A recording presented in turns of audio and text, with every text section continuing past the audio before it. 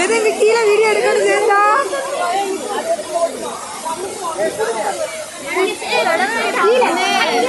நிச்சு mummy கீழே பாருங்க கீழே கவர் பண்ணுங்க ஓகே